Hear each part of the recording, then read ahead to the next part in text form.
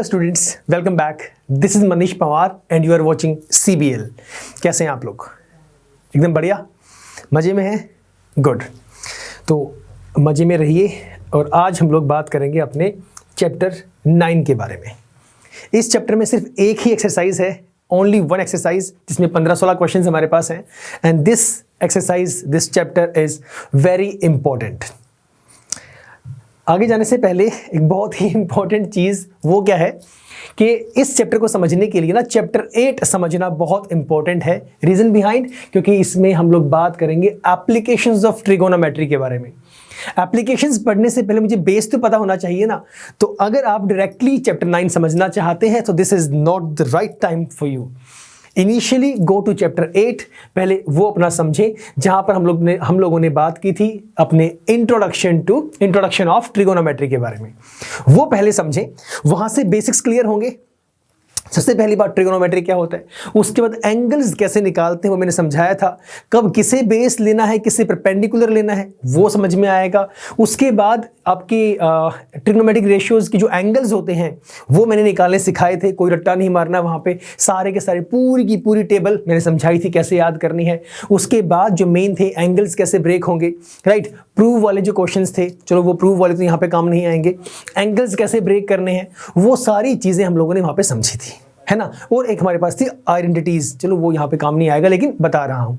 तो वो सारे के सारे मेनली वो आपका बेस है, वो क्लियर होगा तभी हम लोग ये चैप्टर आप लोगों के लिए आसान होगा समझना, तभी हम ये समझ पाएंगे।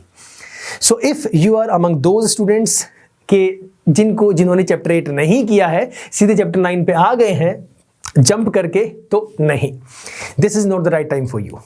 अभी आपके लिए ये चैप्टर समझने का सही समय नहीं है, क्योंकि मैं समझाता चला जाऊंगा, आप बैटिंग कर रहे हैं, बॉल आपके पास आएगी नहीं, सारी जाएंगी बाउंसर, फायदा नहीं है उस चीज का। So first of all go to chapter 8। चलो, अब जिन्होंने कर लिया चैप्टर 8 उनके लिए लेट अस स्टार्ट।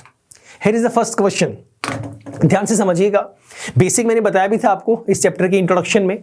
इस चैप्टर के थ्योरेटिकल पोर्शन में समझाया था मैंने कि कैसे कैसे क्वेश्चंस आएंगे, क्या आपका कॉन्सेप्ट है, वो सब we discussed, right. Let us start with first question. ध्यान से समझिएगा, बहुत ही इंपॉर्टेंट चैप्टर है। First question is, a circus artist is climbing a 20 metre long rope. ये गिवन है, एक सर्कस आर्टिस्ट है जो कि 20 मीटर लंबी रस्सी के ऊपर चढ़ता हुआ जा रहा है, और वो रस्सी कहां से कहां बंधी हुई है, that is given to us, which is tightly stretched and tied from the top of a vertical pole. ये वर्टिकल पोल है इस रस्सी का, ये आपकी रस्सी है। आपके पास ये मान लीजिए कि 99% क्वेश्चंस के अंदर डायग्राम गिवन नहीं होगा। इस चैप्टर के अंदर भी हमारे पास जो आगे क्वेश्चंस आएंगे उनमें लगभग सभी में डायग्राम नहीं गिवन है, हमें डायग्राम खुद ड्रॉ करना होगा। अगर तो डायग्राम ड्रॉ ऑलरेडी वहां पे आ गया तो हमारे लिए हो गई मौज, फिर तो बहुत अच्छी बात है।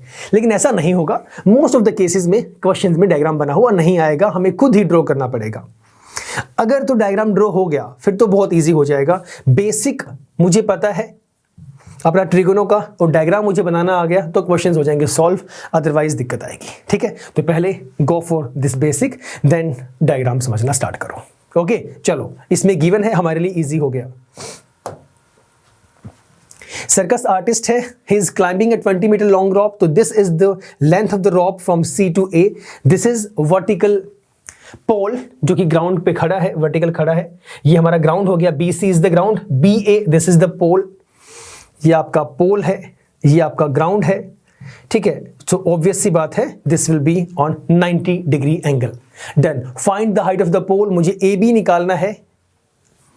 And if the angle made by the rope with the ground level is 30 degree. ये आपका एंगल गिवन है कि जो रॉप है वो ग्राउंड के साथ 30 डिग्री का एंगल फॉर्म कर रही है, ठीक है।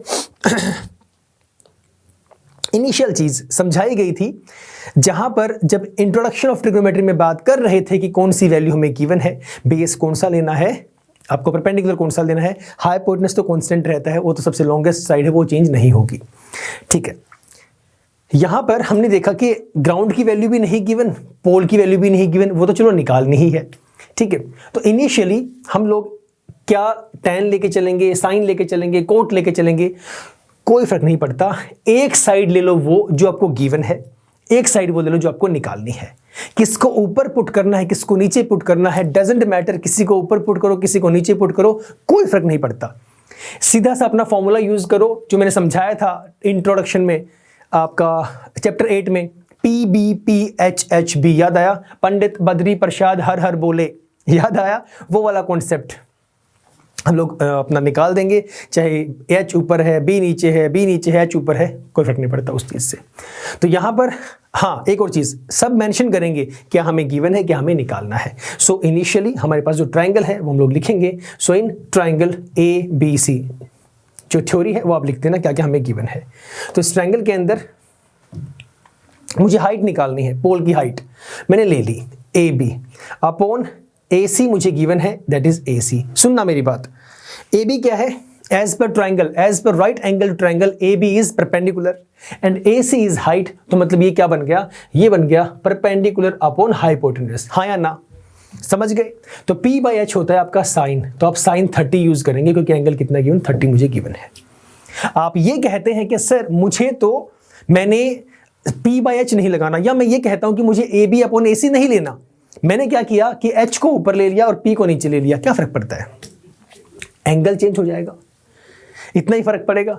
साइन की जगह पे H/P वाला यूज हो जाएगा। तो मुझे उसके लिए सबसे मेन मुझे याद होना चाहिए पंडित बद्री प्रसाद हर हर बोले सोना चांदी तोले। याद आ गया? तो मैंने क्या यूज कर लिया? कोई भी कर लो, फर्क नहीं पड़ेगा, आंसर सेम ही आएगा। डोंट वरी कि अगर आप P/H H/P कर रहे हैं, no no no no change in answer will be there, right? Try करना ना, मुझे बताना। स्टार्ट करते हैं, इसे हटा दो, तू भी हट जा भाई, ठीक है। तो ये मैंने समझाया, ये मेरे पास P है, ये मेरा H है, height of the pole, H is the hypotenuse, that is equal to हमारा साइन 30। पुट द वैल्यूज, जो जो गिवन है वो पुट कर दो। साइन 30 कितना होता है वो लगा दो, दैट इज 1/2। AB मुझे निकालना है, AB को आप AB रहने दें, या आप ये कह सकते हैं let height of the pole is H। It is up to you, आप AB को AB रहने देते हैं या H ले लेते हैं, उससे कोई फर्क नहीं पड़ता है। तो मैंने इसे AB रख दिया, या H लो, H ले लो, let AB is equal to H, ये लिखना पड़ेगा आपको। Let AB is equal to H which is height of the pole, आप मेंशन करेंगे। AC गिवन है 20, तो H अपॉन 20 और find put the value of sine 30, that is 1/2। अब तो कर दो क्रॉस मल्टीप्लाई, ये तो आपको आता है। H की वैल्यू कितनी आ जाएगी? 22 जा 40। What is the unit? It is metre, तो height of the pole is 40 metre.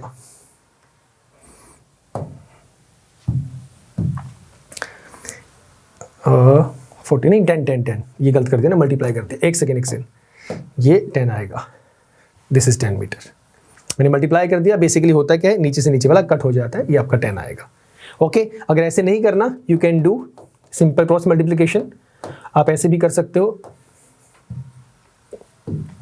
2 into H, ये 2H हो गया, that is equal to 20 into 1, 20। तो H की वैल्यू कितनी आएगी? 20/2 10 आएगा। वो मैंने जल्दी जल्दी में इनको मल्टीप्लाई कर दिया, बेसिकली इन्हें कट करना था।